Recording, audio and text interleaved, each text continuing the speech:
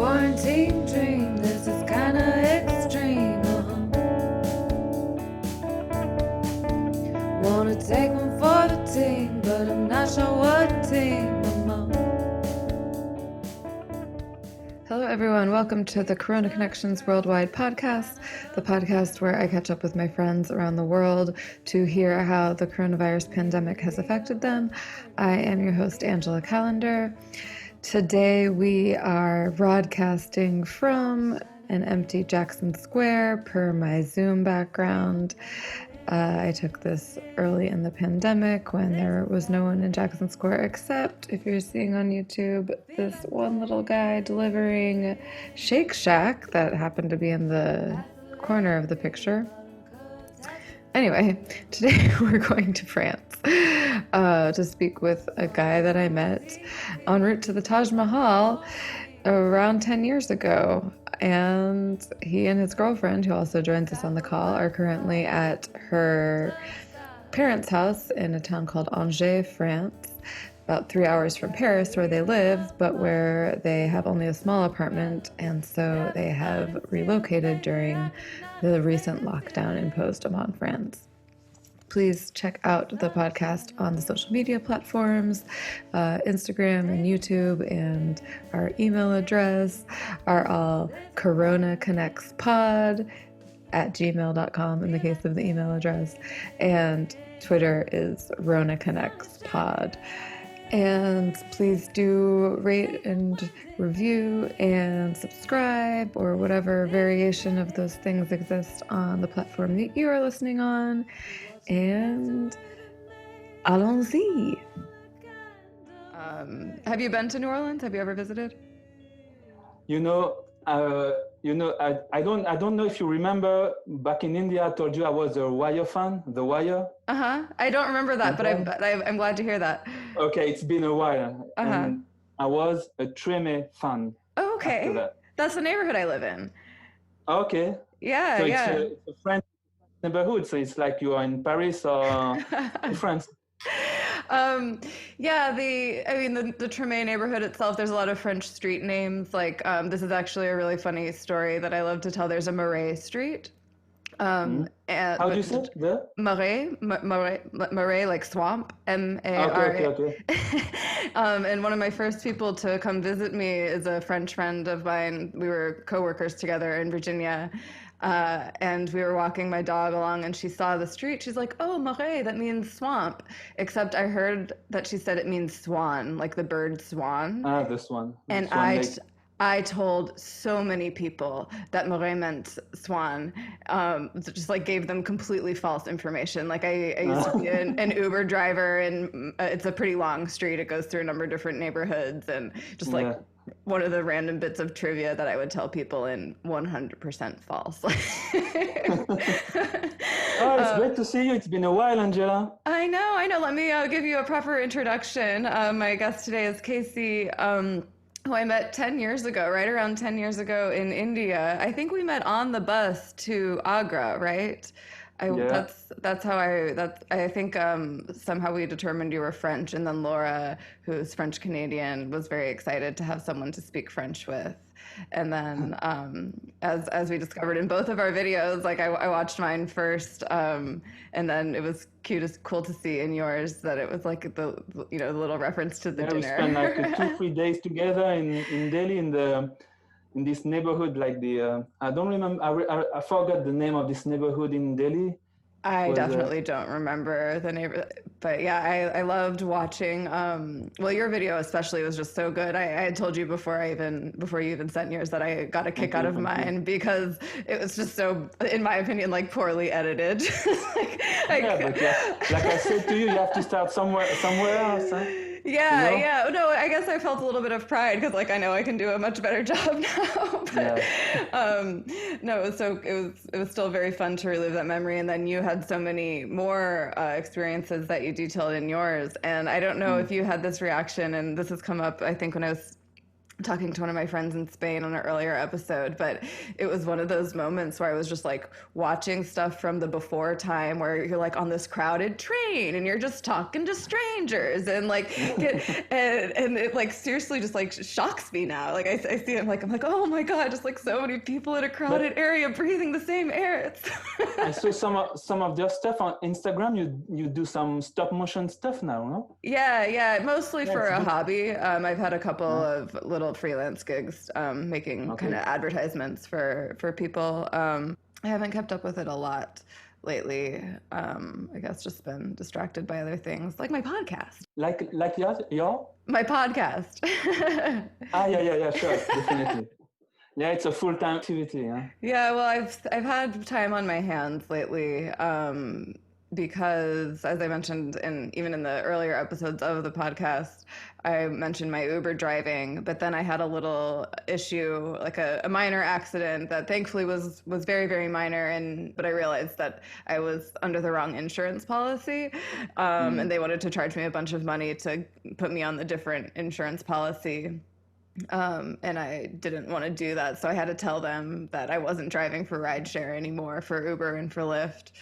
And so then I didn't. But like just one of those weird things where sometimes the universe just comes together in a weird way. But like that very day that I had to like make the decision, I don't think I can drive for Uber anymore. I got Yeah. called back to a job that I had been doing before the pandemic, on a TV show. So Okay. that was supposed to start back up this Wednesday, but then a hurricane came, so we've been delayed a little. So in the past, I guess This one two. on this Wednesday? Yeah, it was my first one. There's been the threat of a number of different hurricanes. The last 2 years, so this is my third summer that I've been here, and the last two summers were really mild storm seasons. Like, just didn't really have a lot of activity, and this year was crazy. We've had 7 named storms come. Narrowly miss Louisiana. Like a bunch of them were were forecast to hit us, and it just kept dodging us and dodging us. And then this one finally came. I'm really mad because I was in the bathtub when it happened, but the eye actually passed over New Orleans, like right at sunset. And I have friends who got photos of the sky looking really, really cool when the eye of the hurricane passed over us. But I lost power for about 24 hours. It's now Sunday, so I mentioned that happened Wednesday. People are still without power. There wasn't serious flooding. It passed over us very quickly, so the rain didn't really have time to collect. It was just high winds. Okay.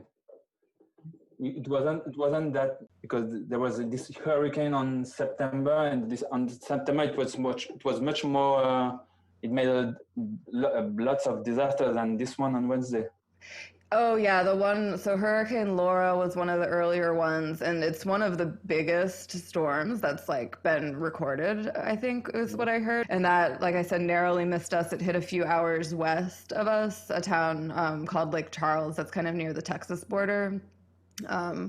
And they're still recovering. There's areas that still don't have power from that, and it's really too bad because just being like less known of a place than New Orleans, kind of a poor rural place, it just hasn't been covered that much. So people, yeah. And then there was another one. I haven't heard anything about New Orleans hurricanes this week. Since this week was. Yeah. I know it's a podcast, so I won't say any something some bad words, but it was a really bad week this week with the new lockdown, the new anything. So I haven't heard anything about this hurricane on New Orleans. Yeah, and I think that's also partially because it thankfully wasn't super destructive. But we're actually here to talk about your situation more than mine. So yeah, I normally get people to describe their like pre-pandemic life and then start documenting the changes. But I think you're in like kind of a really interesting like active point right now. If you want to talk a little bit about, I get the nutshell version is that you have traveled 3 hours from where you live in Paris to Yes. re-quarantine. It was a big trip yesterday. Huh? Well, I'm living with my girlfriend, cause she's Camille. She will come in a few I was minutes. going to ask if she was going to jump on. And so the first lockdown, we were in a tiny apartment. It's like, I don't know how do you say in English, but it's 37 square meters. Okay. Yeah. It's not a very like in a studio, like it was just one room where everything is. We have a small living room and a small bedroom. So we spent this first lockdown at our apartment. It was okay because I wasn't working anymore at this time because my boss told me, you don't work during the lockdown, stay at home. We were paid by the government. What type of work do you do? Are you still in media stuff or do something else? Yeah, I was working at it's like an agency who made trailers for cinema, mostly French movies. Okay. And I was working as a assistant editor. Yeah. Like in the technical, it was much more a technical job. Okay. So I was working with the labs and the sound engineer, the editor. So it was a much more technical job. And not the kind of thing that you could easily do at home. It required you to go. Yeah, you have to work with big computers. There are some servers. Yeah, servers. Yeah. So I don't work during this time. My girlfriend Camille, she was working full time this period because she's working at Canal Plus. It's one of the main French channel in the country. Like a news station or just any sort like a regular TV station? It's a TV station, but it was historically it's the station you paid for. Okay. So you used to rent a small box to get to have this channel. Cable TV is I think how we call it here. TV, yeah. Mm-hmm. So through the years, it became much more bigger. And she was working like a small company inside Canal Plus, and they are working for VOD, so the VOD, video on demand, and everything like that. So she was working full time, lots of work during this time. People was at home and watching lots of movies, lots of TV shows and everything like that. So she had lots of work this time. So and sorry, was she able to do that work from home, or was she able to? Yes, definitely. She all she needed was her computer and internet access. And but was that a change for her? Prior to the lockdown, she wasn't working from home really. Before the lockdown, she used to work like 4 days at the office and 1 day at home. So when she was at home, she can be more focused on her own project, much more difficult. She can be focused on those projects. Mm-hmm. So during this lockdown, she was much more focused on those projects. She was having meetings on Teams. She was lots of stuff, and it was a little bit difficult for her. And working on this small apartment at a certain point, it was a little bit difficult because we have a small balcony. Mm-hmm. So this was okay, but to walk around it was a little bit difficult for us. Mm-hmm. So she was working from home and then you were also there, but you didn't have work too. So I think that's probably like a little bit of a distracting thing too. Not that it's your fault, but just like I know other couples who are in similar situations or even just people with roommates and but we passed the test. Hey, bravo! Not everyone did, so you should be proud of yourselves. Yeah. How long had you been living together before lockdown? This year it's 3 years now. Okay, so at least you were sort of used to at least sharing a small space together and having that a little. And you said, I cut you off before you were able to finish. So your boss told you not to come to work, and then the government provided unemployment funds for people in your situation at that time? Yeah. Can you tell me a little bit about that program? Because that's something that is different country by country, and I'm always interested in the type of unemployment benefits provided. I don't know how to explain this in English, but it's like... I'm sure you'll do a great job. Yeah, it's a little bit technical, huh? It's like the basic salary, Yeah. wage, pay. Yeah. A wage. That's a good word for it. Basic wage, yeah. Mm-hmm. So people at my situation were paid like this. Like a standard amount that was given to everybody. Yeah, standard amount. Definitely. Okay. So you're saying it doesn't matter how much you made necessarily at the job before, everybody was getting the same amount in unemployment. Mm. And was it a livable amount for you? Like, what did you feel that, like, were you nervous about making too little money, or did you think it was a fair amount, or? Well, we didn't have so many things to buy at this time, so it was okay. Yeah. All you need was food and to buy to pay your rent, to buy food, rent. That's all. Huh? So wine, maybe. What else are you gonna do?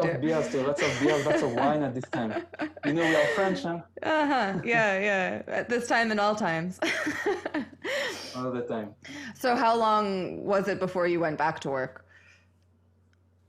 So sorry, maybe a better question. So this happened, I'm guessing, mid-March, I think, is when most of the lockdowns started happening. Around. The lockdown started at the end of March. At the end of March. Okay. And I came back to work around the beginning of May. Okay. That's like 1 week after. Okay. And when they brought you back to work, did they have like smaller teams of people come in at one time, or was it just you had to wear a mask and try to stay distant? Did they offer any kind of testing? Yeah, they had to. They applied some processes for everybody. So they did a good job. My boss did some good job at this point. So they gave us some masks. They give us some sanitizer. We have to do some cleaning before, after, during our work. So we cannot eat with my colleagues. So when I eat, I go outside to have some little bit of air. So. Mm-hmm. So yeah, they have to apply some processes. And how do you get to work? Do you drive or walk or bike or metro? Normally, I go by the tramway. Like a streetcar, sort of. Streetcar. Okay. Streetcar, and I could, and then I come back to the streetcar. But when I come back to my work, I took my bike. Okay. Did they open the streetcars or? Yes, they opened the streetcar and they put some signals inside the streetcar. Say don't go there. You can be there. You know? Yeah, that's the same as they have it here. And then from May to now. Well, I quit my job. Because okay. I wanted to. So I wanted to do something else during this time. Yes, from tomorrow I will start a training to be in motion design. Okay, cool.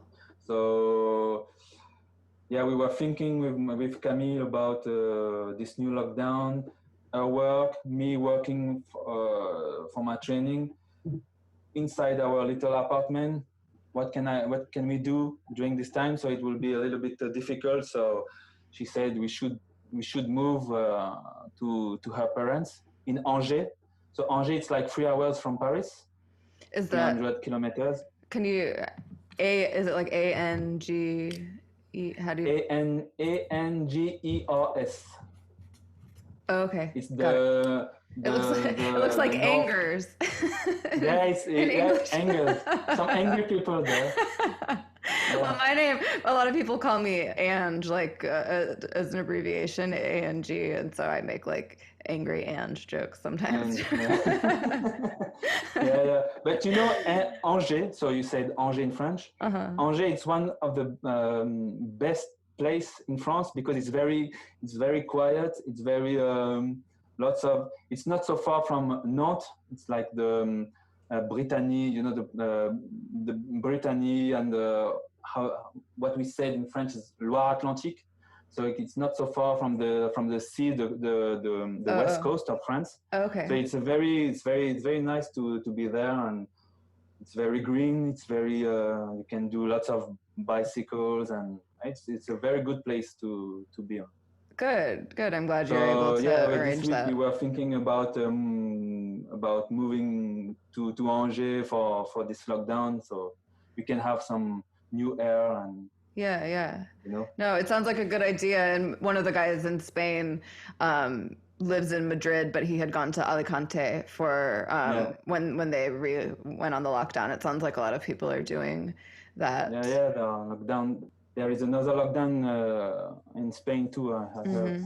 I think it sounds like all throughout.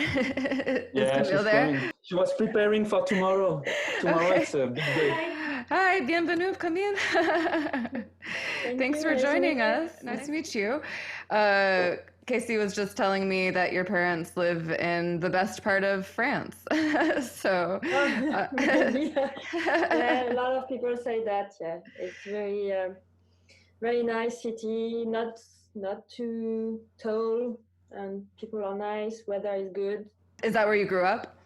Yes, mostly. Yeah. She was born in Paris, in the suburb of Paris, and then her parents came to Angers. Okay. Yes, I was 8. Gotcha. How long do you plan to be there? Like, do you know how long to expect the lockdown to go, or is it just until you can go back? For now, the lockdown is 1 month. Yeah, until the 1st of December. Yeah. Okay. Wow. So did it just officially start today then, or? No, they start on Friday. On Friday. Okay, gotcha. On Friday, but they were how do you say that? Flexible. I don't know. Yeah. They were because for the weekend, because this was the end of holidays, school holidays. Mm-hmm. So they let people to come back home, and they know that people have to organize with all the children that they were at the grandparents or something. So the true lockdown will start tomorrow, I think. Okay. Yeah, and also this week she has a little cousin from Avignon. It's in the south of France. She spent she was supposed to spend the week until today. And enjoy Paris. And enjoyed Paris and the Louvre, the Eiffel Tower, and everything like this. Oh no, shame. But we had to put her on a train yesterday afternoon, and then we took the car. We rent a car from Paris and then go to Angers. Okay, I was going to ask how you went between the two places. Because do you have a car in Paris? I know in the city, but many people don't. It's too expensive to have a car in Paris. Yeah. Because you have to park it, and we don't use it in our daily life. It's just to go from a place to another. Mm-hmm. Yeah, they made a lot of improvement on the pavement for people who had bicycles. Oh, cool. So it's great to ride your bike on Paris. They encourage a lot to take your bike, and it's easier to bike in Paris since the last lockdown. The last lockdown, yeah. Oh, you're saying they've improved it even since lockdown to be able to bike around and everything. Yeah, definitely. And the people who are driving, they don't like bicycles in Paris. Yeah. But I always kind of thought of Paris as a bike city anyway, right? Like it should have been a bike city like Amsterdam or cities like that. Copenhagen, yeah. Yeah, no, Paris is the city of drivers. And traffic jam. Oh gosh, I know.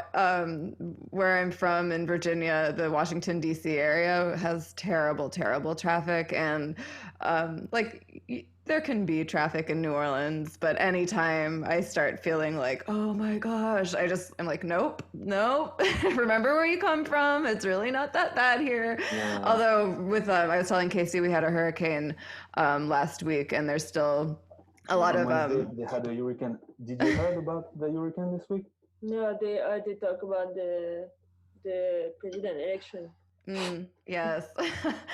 I They voted talk about early. Trump and Biden. They don't talk about you again. Yeah, and as I explained to Kessi, it wasn't very damaging. So I think that's probably another reason. Although it could, with so much power being out, it could potentially affect the election here. And it's been a big point of discussion. Like we have to prioritize getting the polling centers online. So it could. There's a slight relation in that way. So the lockdown itself, is that in Paris, or is it is countrywide? Who all is affected by it? Countrywide. And so now, and so how does it work? Like now you can't leave Angers. How is this being enforced? Well, we're not supposed to leave Angers. We are supposed to be at home and just go out for to buy food, and we can go for a walk for 1 hour, but you have to stay in 1 kilometer area around your home. Okay. And you have to write a paper. Yeah, it's like a official paper, you know. Official paper. I go outside, so I need to take my iPhone or the governmental made by an app made by the government to say, yo, I'm going outside for 1 hour to buy some food and to say why you are going out.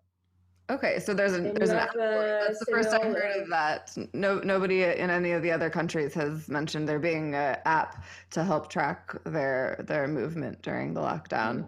I've heard of like if you like needing documents from your work, like if you're going to work and then you can show the police that you have a document with your schedule. Or in Spain they were saying as long as you have a grocery bag with you, the cops will be like, oh, I guess they're going to the grocery store. But that's pretty organized on your government's behalf to have the app that people can use for it. And you have several options on this document. For work, for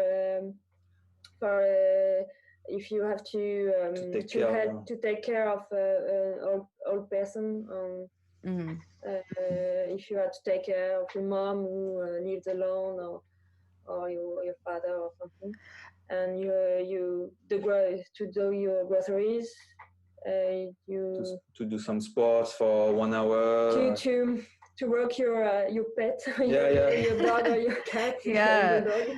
Yeah, I never had to like show proof of it. And when I've listened back to other episodes, I've kind of like laughed at myself because I've been like, we never had a lockdown like that. Like I never, and like we are supposed to stay in our houses. Like that is definitely the rules of the lockdown, but it just was not super strongly enforced. And if people were out walking about on the street, it wasn't a big deal. And so that was how I stayed sane, really. Like at the beginning of it, when everything was closed and I didn't have work, like I wasn't in my house all the time. I took my dog on very long walks or even bike rides around because we had really, really beautiful weather the first month of lockdown.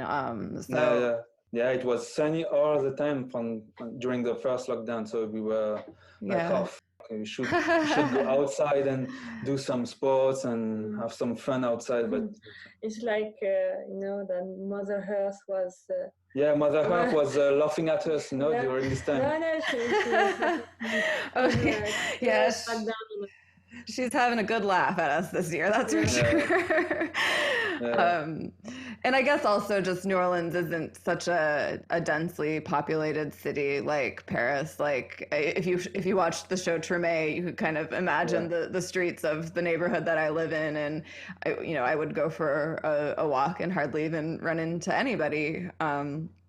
So yeah, I guess they're just the rules were sort of the same, but the enforcement wasn't there. And and I also I don't think that I was really breaking a rule or breaking a law by being outside. Like it was always allowed for like fitness or recreation, which I think that the dog walks counted as long as you're masking up and staying distant from people. But I suppose a city like Paris just doesn't have that same kind of like open spaces.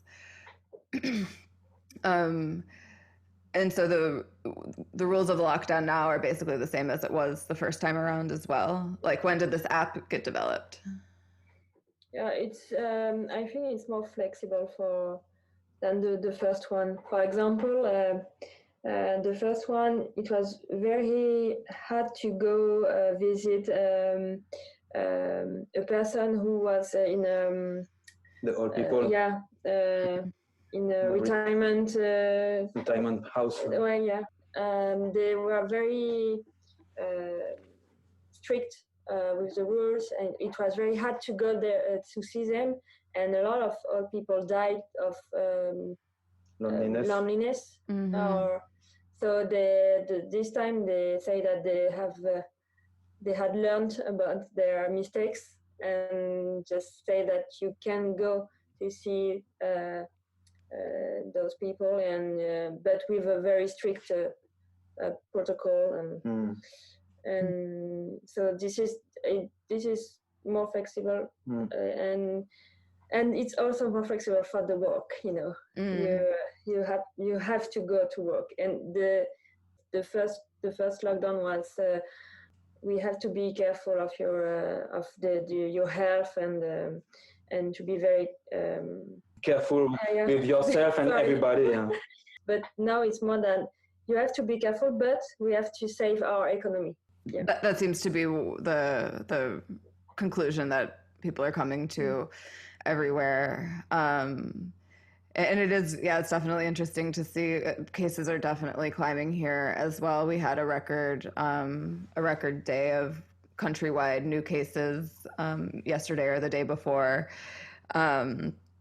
But it's pretty clear that they're not going to shut down restaurants and everything in the same way that they did. But people are like, but y'all, like, if we're keeping it open, you got to wear your mask when you go out. Like, that's the way that it works. And some people have accepted that and adapted to this new routine. And other people are just like tired of doing it. And like yesterday was Halloween, and there were so many tourists in town. Even like the house on the corner of my block is an Airbnb, and there were probably 20 people just like in the front yard spilling onto the sidewalk, not wearing masks. No. And I walked by like with my mask on, and I did have my headphones on. Like I wasn't very approachable anyway, but they were trying to like just like shout at me and be friendly, like to me and my dog. And I was being so rude to them. I was not engaging at all. I was like, why are you here? Yeah. Like, why are you here? So many of you here, not with masks on. You're going to go down to Bourbon Street. Like the photos from Bourbon Street, even normally in the past few weeks have been pretty bad, but like for Halloween, definitely.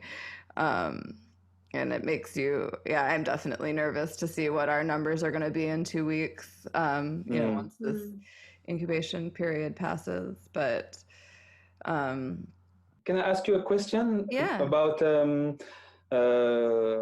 with what happened in New Orleans with the hurricane? Are they going to maintain the poll and not the poll, the election?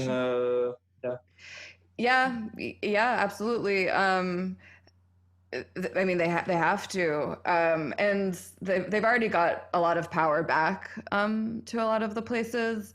And like I said, in any of the press conferences I've heard with the governor, he's made it clear that getting power back to polling centers is a priority. And I think there's also laws, like if people have to change polling places, they have to be notified 2 days in advance or something. So I guess whatever isn't online by today, they're going to have to scrap it. So you have to go online to vote? No. You go in person. Okay. Well, there's a few different options. So there's mail-in ballots, and it's also different state by state. So you can either have a mail-in ballot, and that was made more widely available this year because of the pandemic. And maybe you've heard the president has really, really railed against it. He's been pretty intentionally, as far as I'm concerned, and as far as a lot of people are concerned, sowing distrust about the election, so that no matter what happens, he can just be like, it was rigged, like, and create some confusion and chaos afterwards. Like that's what we heard here. Huh? Yeah. If he's going to lose the election, it will be like a civil war, or I don't know. Get ready.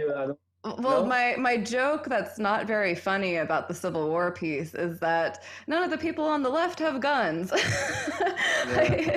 Only the people on the that's not true. Like, people on the left also have guns, but you think of, like, I'm completely enforcing a stereotype that I probably shouldn't, but the more conservative right-wing people are considered to be the really big proponent of gun rights, and that they own guns, and they don't, even after terrible shootings, they don't want the legislation to change about access to guns and everything. And the people on the left just want more sensible gun legislation. Like, maybe some people want them to be gone forever and inaccessible to everyone, but most people just want assault rifles to not be easily available to people. Like, so yeah, all of the hippie liberals without their guns aren't going to do too well in a civil war, I don't think. So, I don't know. New Orleans has been interesting through all of this because there were definitely protests in light of the police brutality stuff, marches in the streets and that kind of thing, but you never saw the same kind of, like, looting and rioting that you saw in other places. And one of my friends explained to me, and maybe she was joking, maybe not, she's like, it's too hot here. People aren't gonna, like, waste their time, like, setting things on fire. It's just, like, too hot. And there's a lot of locally owned business as well, so locally and Black owned businesses. So I think in times of rioting and looting, at least in theory, those would be the ones that get avoided anyway. But so I felt sort of, like, insulated and a little bit protected from some of the crazier things that are going on around the country. Laura, the Canadian girl that you also met with us in India. I remember. Her. Yeah. Oh, she has been trying to get me to, like, somehow sneak across the border to stay with her because she thinks that it's really about to go. She was encouraging you to go to Canada to. Oh yeah, she's like. Well, to like escape America, to like to escape America. Okay. So with all your friends, all your global friends, you have so many places to escape America right now. Yeah, but Americans can't go anywhere. The borders are closed.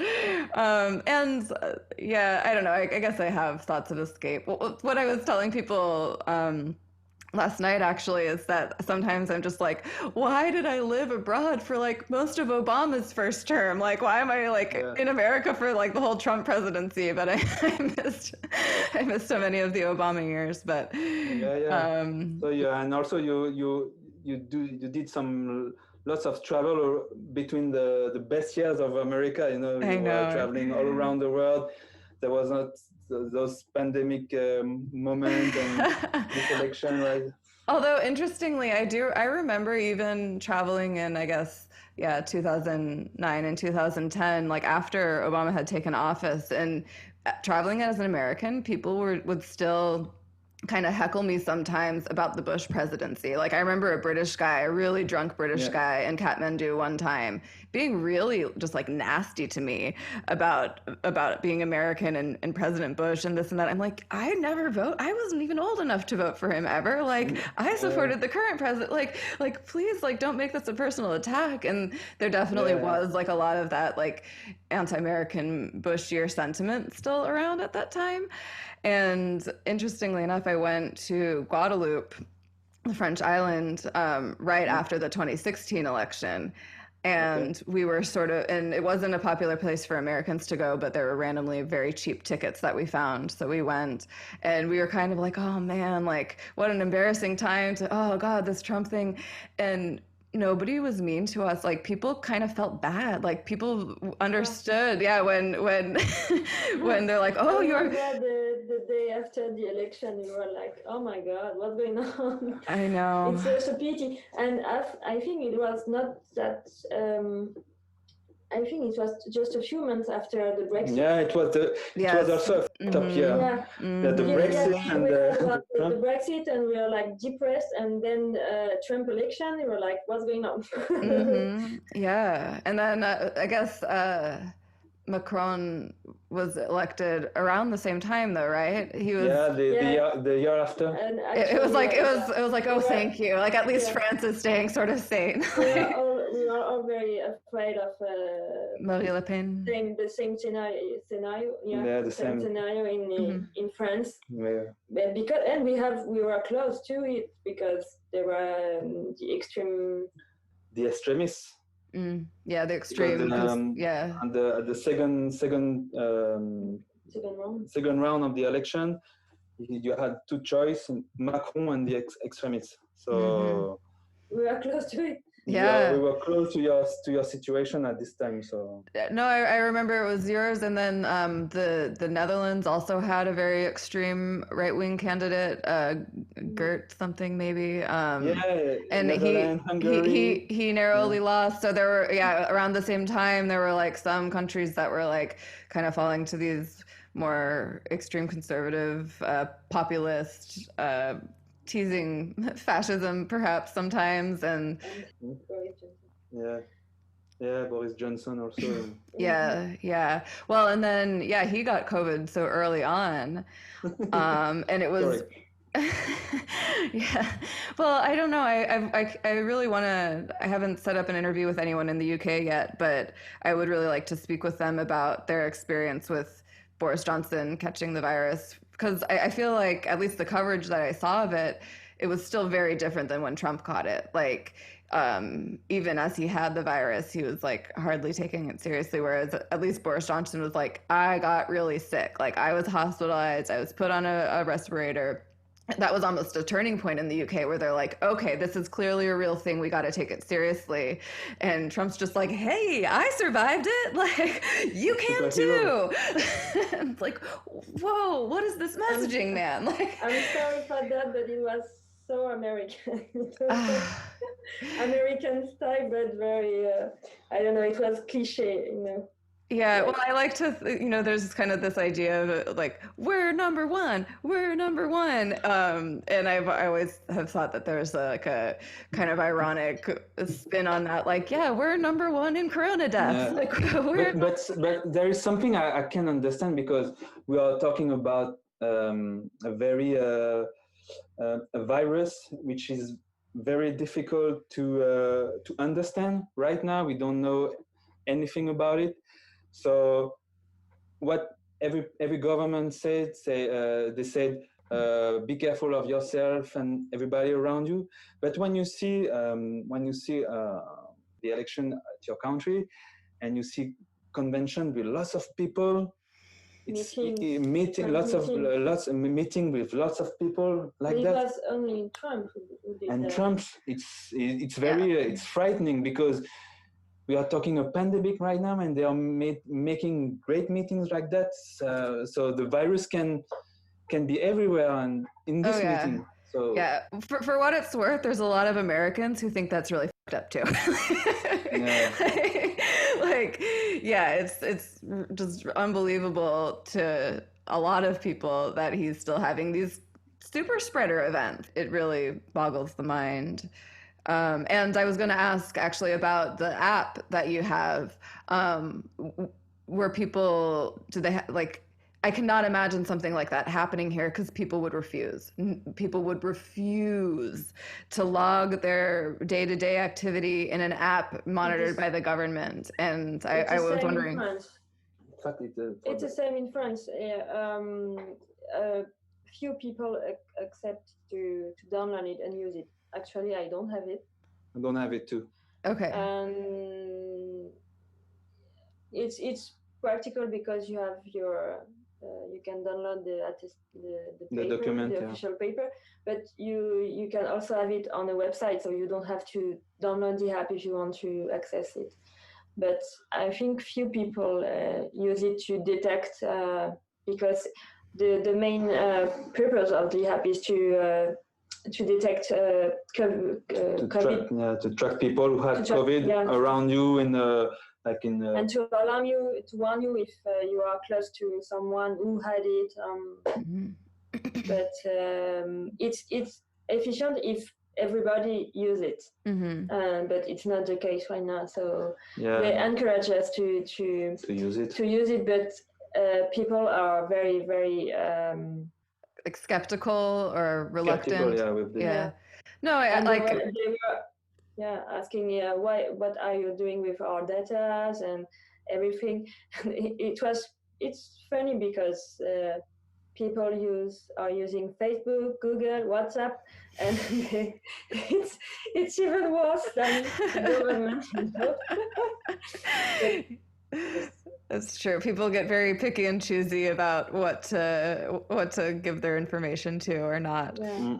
Like sometimes on my phone when it's like do you want to allow this app to access your location? And I'm like, of course not. Why would I want to let them access my location? As if there aren't like 40 other apps on my phone tracking my location at all time. Yeah.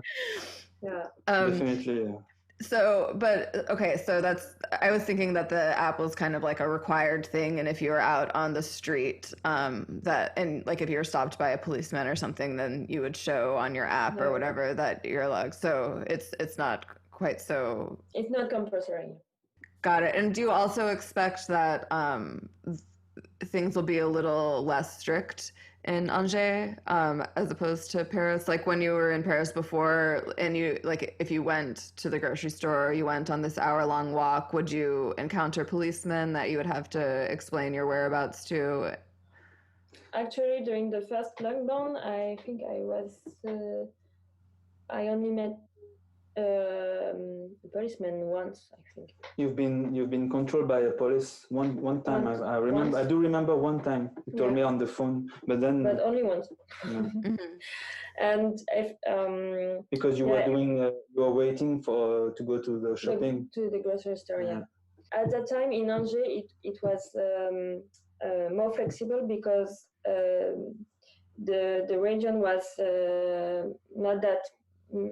It was a green area because the virus was not that important in Angers, contrary to Paris or other areas in France. But Paris was one of the main problems during this period because it was red alert. Lots of people got COVID at this time, and Angers was a greener. I told you it was a greener place, and people was not suffering that much. Contrary to Paris. Yeah. But the difference this time is that all the country is in red. Okay. Tough for everybody. And those colors are given based on like percentages of tests that come back positive and numbers of deaths. Yeah, it's several several indicators. But I think there is 5 levels. There is 5 levels, and a lot of areas are in the maximum right now. And with each of those 5 levels, that determines what type of things can be open and what type of things you're able to do. Until last week it was but since Friday it's the same rule from everybody. And that's why government is very frightened right now. Is because the COVID is everywhere, so you can't send sick people to another area to cure them. Right now, the COVID is everywhere, and every hospital are full. Yeah. Are full. So they're really. The situation is not that good right now. It's because I do remember during the first lockdown when they use the public transportation, the public train and they bring some sick people from Paris to I don't know to the south or to the west of France. So some hospitals were very crowded. Lots the doctors and the nurses there are lots of jobs, and some hospitals took care of some of these patients. So now the whole situation changed contrary to this time. Yeah, that's sad to hear. Honestly, I remember that's how our hospitals got almost instantly overburdened in New Orleans because we had a huge spike after Mardi Gras. We were one of the hot spots in the United States early on, but we've managed to, despite the tourists that I was just complaining about and everything. As of last week, the governor was, patting us on the back for being like one of 4 states that hasn't shown an overall increase in cases lately. But again, even if just from Halloween weekend and just because it's the way it's going, I expect that we won't have that status for too much longer. And I'm definitely hearing reports from other areas of the country where, of course, similar to you, the rural areas outside of the cities didn't have to deal with it so strongly at first, and now they also are like getting the firsthand experience with, oh yeah, our hospitals are getting full, like, oh yeah, like we need to like slow this way down or we're going to be in trouble lately. And that was always the point, right? Like, it wasn't, we know most people don't die from this, we know most people will recover, but if everybody gets it at the same time, then we can't help them. There's just not space in that. It's a nightmare for the doctors. Yeah, they start saying that people, doctors start to choose between a COVID patient to another patient to cure. They will have to choose, and they really want to avoid that. That kind of dilemma, and and the president, even though some critics, he made some on our opinion, he made a good speech. He made some mistakes, okay, but he made a good speech on our opinion this week on the fact that they don't want to choose. Everybody will be taken care of, So that's a good way of to see things, even though we know it's going to be very difficult for the medical staff. But on this point, it was a good thing to say. I don't. What was the decision that he made that you say will be harder for the doctors? It was he made a speech on Wednesday. Yeah. To announce that we will go back to lockdown. Oh, just the lockdown in general. And he explains all the options he had on the table to do a lockdown, to do another thing, and he explained why he didn't choose those options. And he said that we have to avoid the situation when you have to choose between a patient to another, and we have to avoid this situation. Right. Yeah, that's why they do the lockdown again. Right. Have either of you been personally affected? Do you know anybody who's gotten very ill or died of the virus? We know people who had COVID. Yeah. Some friends. Some friend of mine. Yeah. So lots of friends lost some their grandmothers, old people. Yeah. Mostly old people. Yeah. Died of it, but currently it's more a friend of mine who have it, and they deal with it. But as far as you know, you have not had it. No, we don't know. In fact, okay. Maybe. Yeah, because they were talking about. I hope no right now, because we are with my parents. Well, yeah, actually, that was something I meant to ask, because I completely understand. I think it's like a good thing that was built in, that like before the lockdown, people get to prepare, people get to go to another place. But were you able to get tested? Could you have been if you wanted to? Because it seems like there's also a little bit of a danger in that as well. To let everybody go from the city, like, and disperse into their other communities. Although if you're saying every community is red now anyway, then I guess it's just kind of more of the same. But what is your testing availability like, either for antibodies or to check if you have it? Actually, you cannot. It's quite hard to go testing if you don't have a medical prescription. In fact, you Okay. can. Some people In told me some you can go places, directly to the lab and get tested without Yeah. the paper from the doctor. But the problem in Paris is that the lab are completely full. And it's saturated.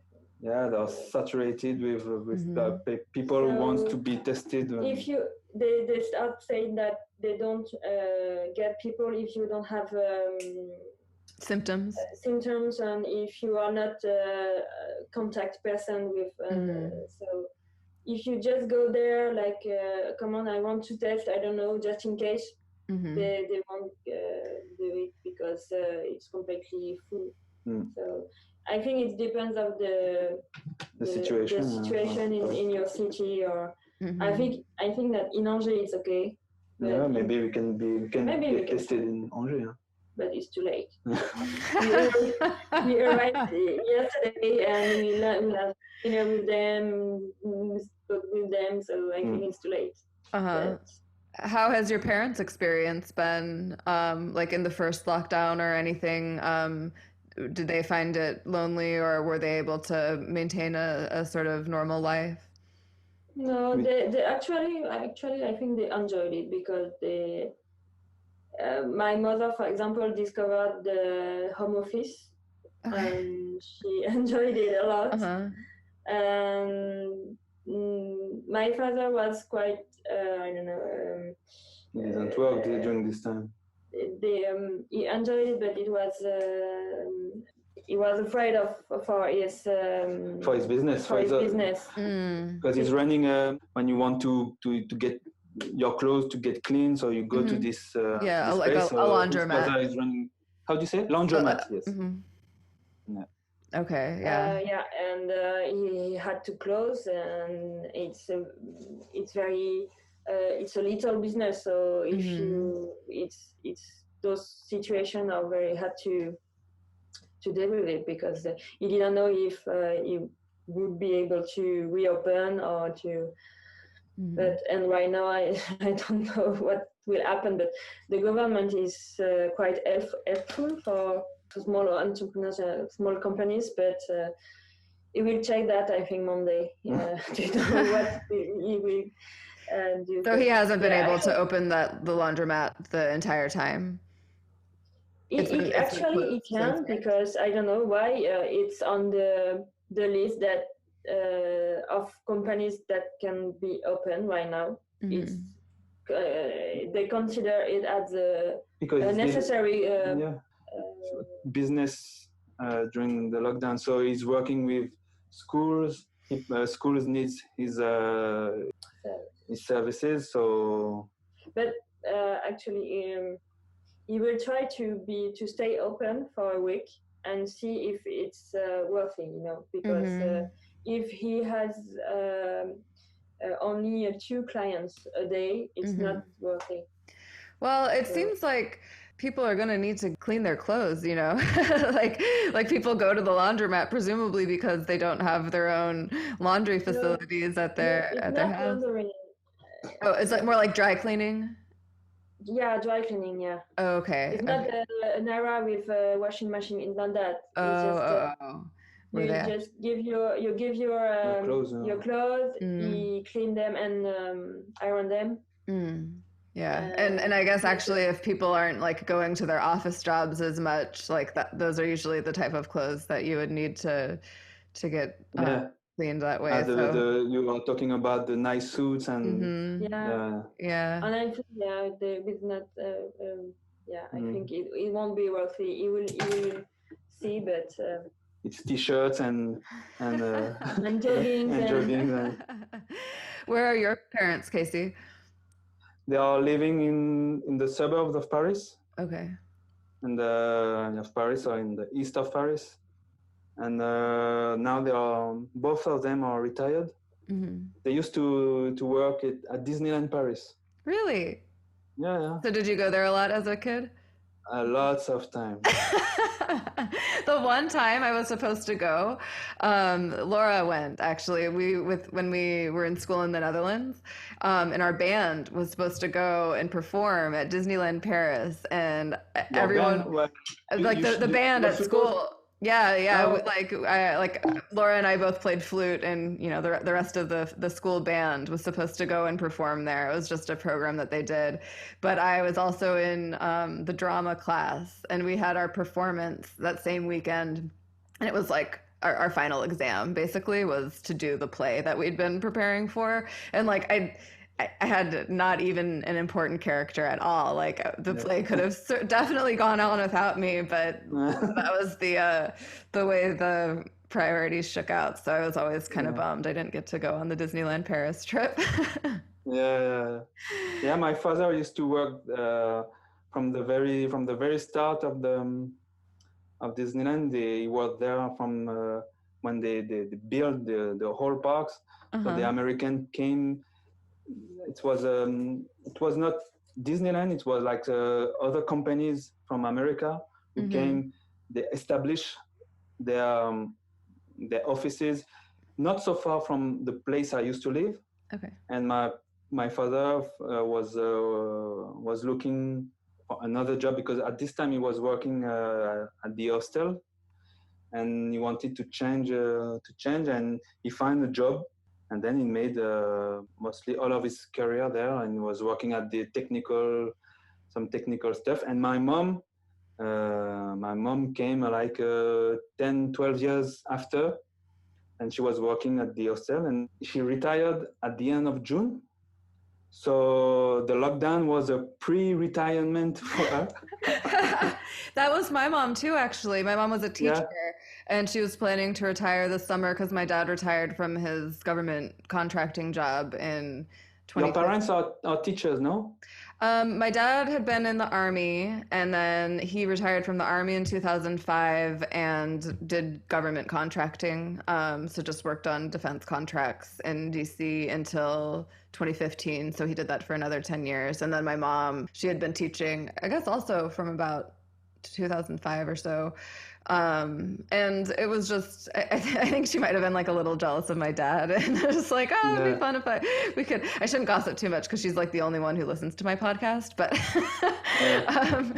but no, yeah, she was ready for it to be over this summer. And then not the it was, you felt kind of bad, like the kids that were graduating, you felt bad for them, and the people who were retiring, like she didn't get to have her last classes with her students, and she was ready for it to be over, but like wanted to finish strong and wanted to have that experience. But one thing she's really happy about is that she hasn't had to go back this year with the virtual school and everything, because I don't know. She should be happy with that, because virtual school. Tomorrow I will start some virtual school. So I was happy. I was so happy to with this training I'm going to do from tomorrow, and I have one of a good friend of mine did the same training I'm going to do tomorrow, but he did all his training from his place, so in home office, and me, I was supposed to do it at the school. So I was happy doing this training and meeting the teachers, meeting new people, and it will be very fun to do. And well, doing this at home, but it's a good place. I put all my computer stuff, and it's okay, but going to meeting people, and it's worthless, well, definitely. But if you stay on this subject, I think one of the reasons we are facing this new lockdown, it's mostly part of one of the reasons, because on September the students went back to the university, they went back to schools. We thought this is one of the reasons that the virus spread much more quickly, and so the government encouraged the universities and the schools to do virtual classes. So yeah, I definitely heard that they said 12 to 30-year-olds who are asymptomatic are just the ones like really, really pushing the spread here as well. I usually wind up asking people what they've heard about America or what the general impression seems to be, but we already discussed that as well. Do you have an election next year then? Do you do it on 4-year cycles? Yeah. Yes, there was. I don't remember which one. There is an election this year. It's municipal. les cantonales. No. Maybe just like this, like the governors and the. Yeah, it's more like your Congress, you know. Okay. Yeah. Okay. Well, I was asking because do you expect the handling of the pandemic to affect Macron's potential for re-election or and Macron's plans too? You know, they stop all the election. No, the reform. All the reforms or something. Yeah. He had a lot of reforms, such as retirement reform, and it stopped because of the pandemic and all of projects as well. And I think they are wondering if they maintain the election this year, and I think that they will postpone them. Maybe I think it's supposed to be in May, and it will be in the summer. Yeah. But I don't know if they will. I think it will be postponed on July. But would that be kind of a scandalous thing, or an unusual thing if the elections were to be delayed, or like would people be upset if that decision were made? I don't know. Actually, they were upset when they tried to maintain them during the. It was just I think before. Yeah, I think it was 2 weeks before the first lockdown. Mm-hmm. They were the. For when you elect the mayor of your city. Mm-hmm.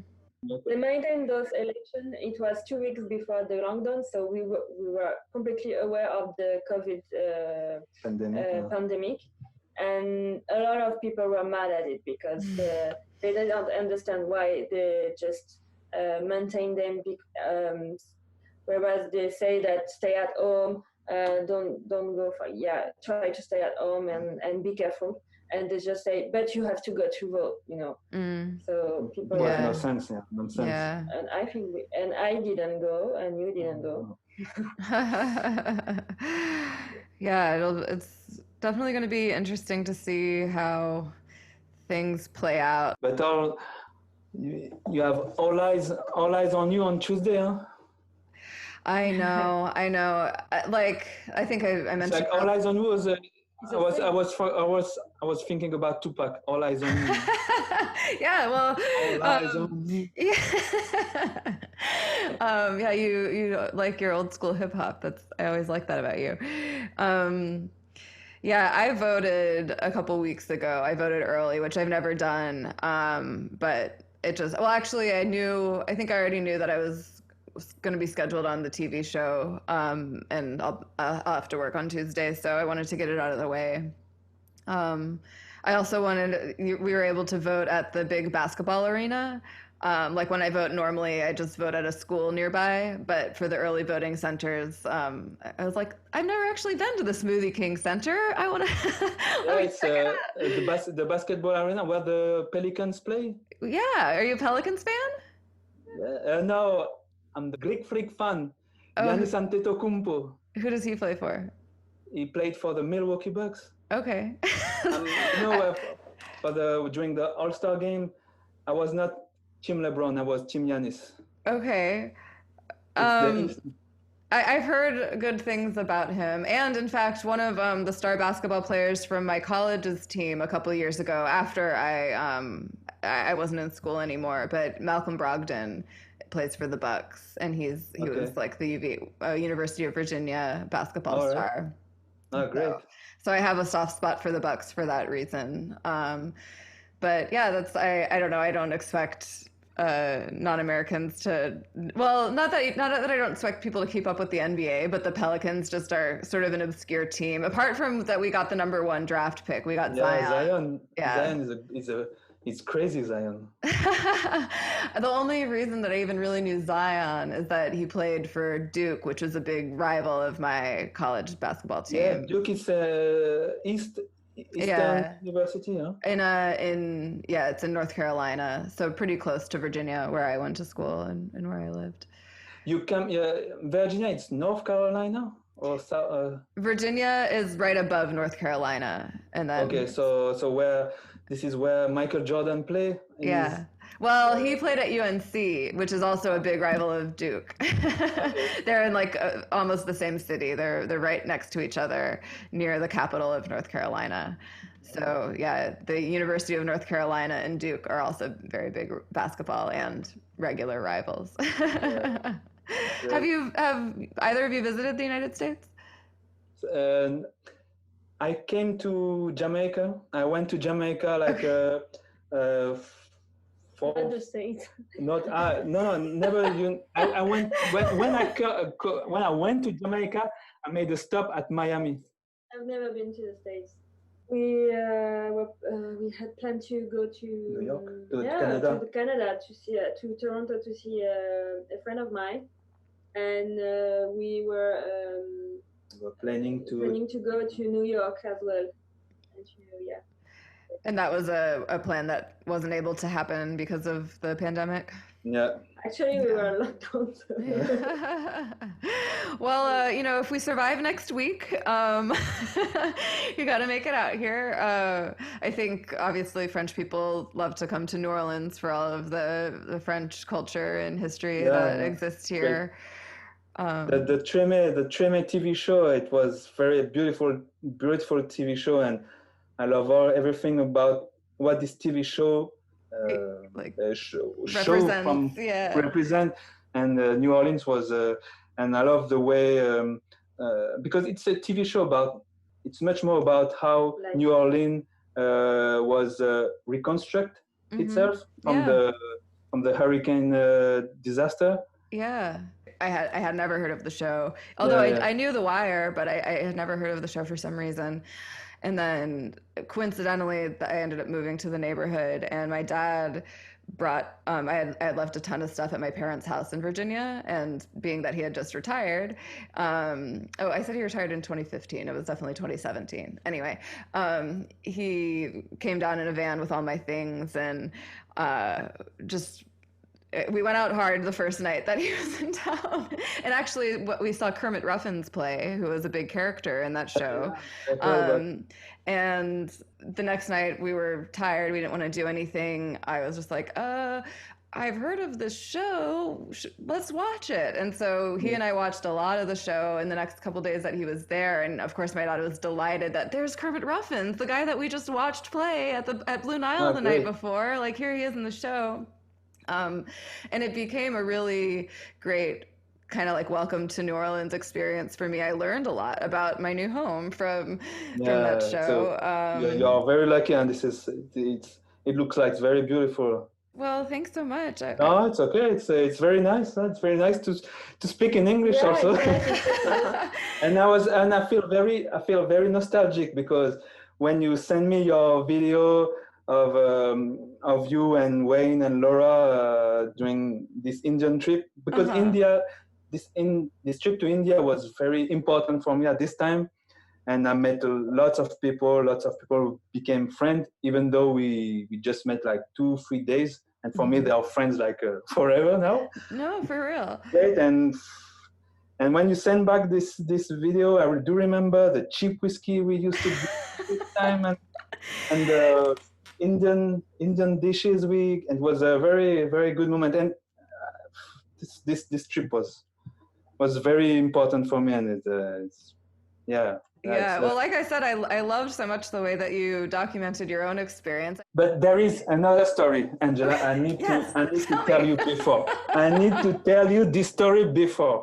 Please. Do you remember when we were at this bus? There was you, Laura, Wayne, and there was 2 Indian girls. there is a girl like me, like dark skin, and another girl. We made a picture, all of us. If you see your picture, I think you remember, and I will show you one of these pictures. And one of these girls, so Tanvi, and we were still in contact. She was very, very lovely girl, and she sent me some of her pictures when I made this video. So we stayed in contact a few times. And maybe, I don't know, like 5-6 years later, I was working for a consulting agency and the marketing department and doing some graphic stuff. And so she sent me a message. She said, "Hey, Kessi, how are you? No. I'm making a movie, a proper movie, like movie you are going to see on the cinema. And I wanted to send it to the Cannes Film Festival. Okay, so in fact, can you download this movie and send it to this proper office who collect those movies and send them to the festival organization?" Okay, I say okay. I will try to download it, and I burn her movie on the CD, put the proper form on it, and then I put it at the office, the proper man. And then I said to Tanvi, "Oh, it's okay, it's done." I said, "Okay, great, thank you very much." And then she was not selected, but she was supposed to find some financial fundraising. And she said, "Well, I'm going to the Cannes Film Festival. Would you come? Would you want to come join me at the Cannes Film Festival?"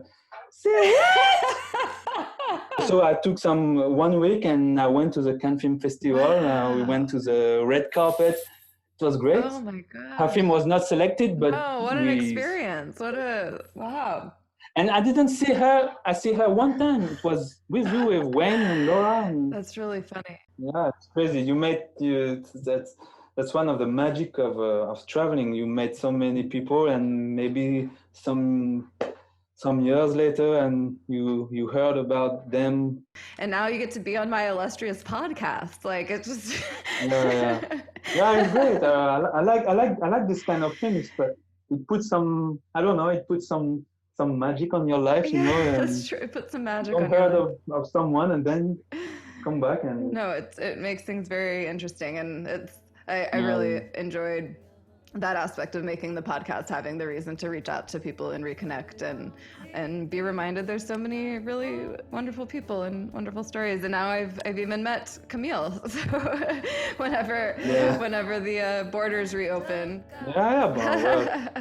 Anytime, you're welcome. And on our next trip to the US, we will try to see you. Yeah, absolutely.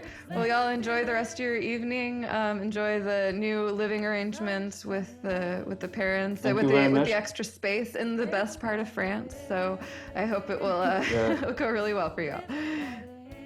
Yeah, take care of yourself. It was very nice to talk to you again. Yes, you too. Bye-bye. All right, well, there you have it. I know we got a little distracted from France a few times to discuss American politics, but the election is tomorrow, and gosh, help us all.